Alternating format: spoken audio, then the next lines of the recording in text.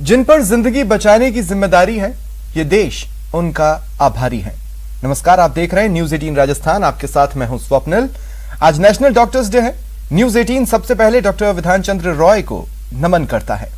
पिछले लॉकडाउन से लेकर इस लॉकडाउन तक, उसके बाद भी, आज भी और आने वाले कुछ दिनों तक हम या तो घरों में रहे या कम ही निकले, लेकिन डॉक्टर्स दिन रात अस्पतालों में रहे, अपनी अपनी ड्यूटी निभाते रहे, वो भी डट कर। इमेजिन कीजिए, पीपीई किट में पूरे ड्यूटी टाइम रहना, पसीने से लथपथ होकर दिन भर ड्यूटी करना किसी अग्निपथ से कम नहीं होता।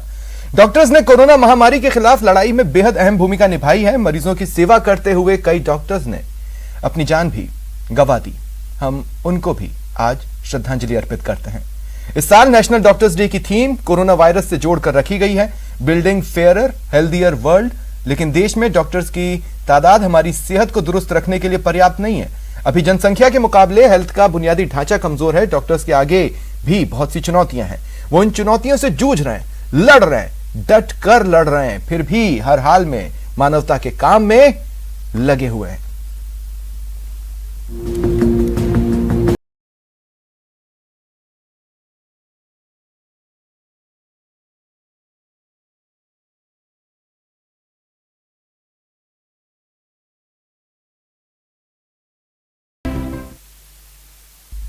और मेरे साथ जुड़ रहे हैं डॉक्टर समीर भाटी, सदस्य हैं वैक्सीन अवेयरनेस कमेटी के, डॉक्टर सुधीर भंडारी, प्रिंसिपल हैं एसएमएस मेडिकल कॉलेज के, डॉक्टर विकास राज पुरोहित, कोविड नोडल अधिकारी हैं एमडीएम अस्पताल से। आप सभी का स्वागत है न्यूज 18 राजस्थान पर। और मैं कहना चाहता हूं कि देखिए, आज से 2 साल पहले तक डॉक्टर्स को लेकर, डॉक्टर्स और मरीजों के बीच में जिस तरह की तनातनी रहती थी, उसे लेकर हेडलाइंस बनती थी। लेकिन पिछले 1.5 साल में सिर्फ यही हेडलाइन बनी है कि धरती का भगवान लगातार कार्यरत है। Doctor Sameer, doctor Sudhir Bhandari, doctor Vikas Raj Purohit, मैं आप सभी को दिल से, तहे दिल से थैंक्स कहता हूं। आप लोग हैं तो एक सुरक्षा की भावना है जो शायद कॉमिक्सों में और फिल्मों में सुपर हीरो की मौजूदगी किसी शहर को या किसी कंट्री को देती है, वो हमें आप लोगों के कारण महसूस होता है। सबसे पहले थैंक्स, सैल्यूट, सलाम। कई शब्द हैं, कई भावनाएं हैं, लेकिन उन्हें एक्सप्रेस करना थोड़ा मुश्किल जरूर है। डॉक्टर समीर, मैं जानना चाहता हूं, पिछले लगभग 1.5-2 साल से personal stress, personal time, family time जैसी कोई चीज आप लोगों की जिंदगी में नहीं रही। कितना मुश्किल रहा है ये 1.5-2 साल का वक्त? इसमें एक्चुअली हमने जिस तरह से देखा कि कैसे कैसे फेजेस के अंदर चेंज हुआ।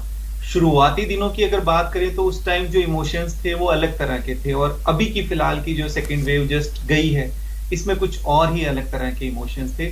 उस टाइम बहुत सारा फियर ऑफ अननोन, ये समझ ही नहीं आ रहा था कि क्या ये एकदम से हो रहा है। तो उस समय एक अलग तरह का माहौल था जब सब कुछ लॉकडाउन था।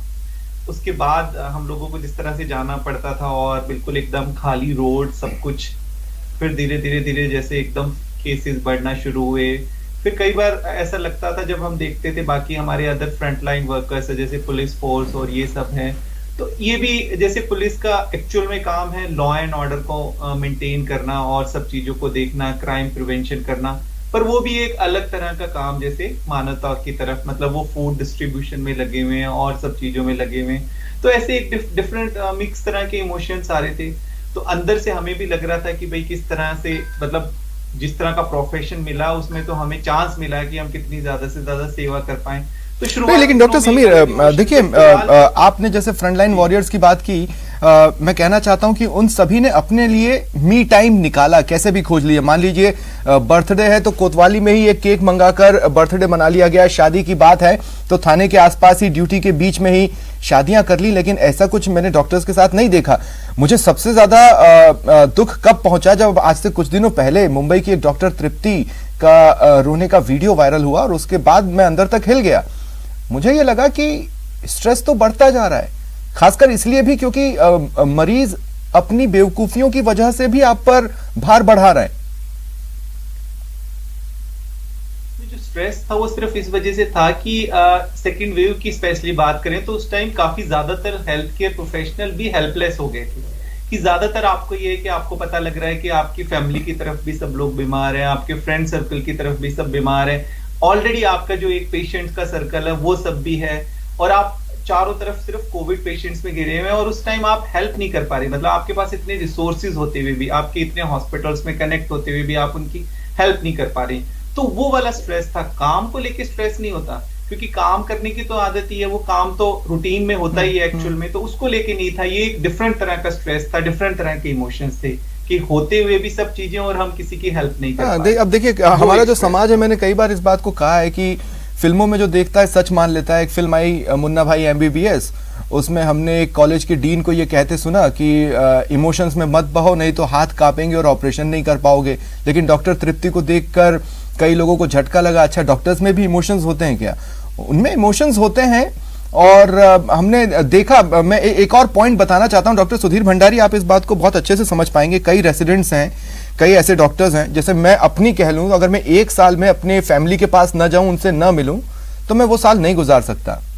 मेरे लिए वो गुजारना नामुमकिन हो जाता है। लेकिन मैं ये जानता हूं कि कई ऐसे डॉक्टर्स हैं जो अपने पेरेंट्स के पास, अपनी फैमिली के पास 1.5-2 साल से नहीं जा पाए हैं। मतलब कोई स्ट्रेस बस्टर नहीं है।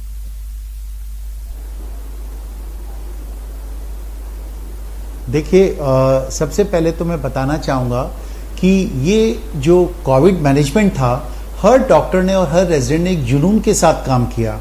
जो फर्स्ट कोविड वेव थी वो बहुत प्रोग्रेसिव वेव थी, जिसमें हमारा फियर साइकोसिस बहुत अधिक था और कॉन्फिडेंस कम था।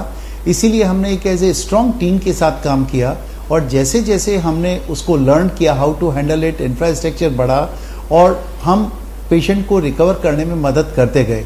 तो डेफिनेटली हम काफ़ी स्ट्रेस के साथ हमने पेशेंट का अटेंड किया, जिसमें एज ए स्ट्रॉन्ग टीम, चूंकि सीनियर से लेके जूनियर तक सभी साथ करते थे, तो obviously because of the complete dedication और जुनून जिसके साथ हमने पेशेंट को ट्रीट किया, बहुत लोगों को घर जाने का मौका नहीं मिला। अधिकतर आवर्स वो हॉस्पिटल में स्पेंड करते थे, बट एक दूसरे को साथ देख के, एक दूसरे की टीम स्पिरिट देख के, एक दूसरे का सपोर्ट देख के वो काफ़ी कंसोल्ड फील करते थे।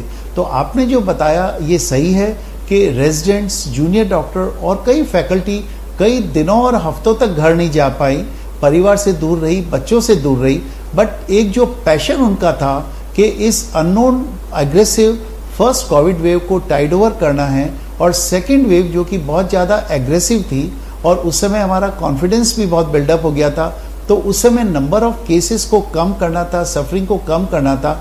तो प्रोबेबली ये जो फैमिली से दूर रहने का पेन, ये जो परिवार से दूर रहने का पेन, ये हमारे जुनून, हमारे डेडिकेशन, हमारे स्पिरिट्स और एक, लेकिन सर एक मेंटल स्ट्रेस तो डेवलप होता है डॉक्टर सुधीर। मैं ये कहना चाहता हूँ, जैसे मान लीजिए, जैसा कि मैंने कहा कि मैं अगर लगातार खबरें बनाता रहता हूँ या लंबे लंबे लाइव करता हूँ, तो वो धीरे धीरे मेरे मेंटल कंडीशन पर हावी होता है। और मैं मेंटल कंडीशन इन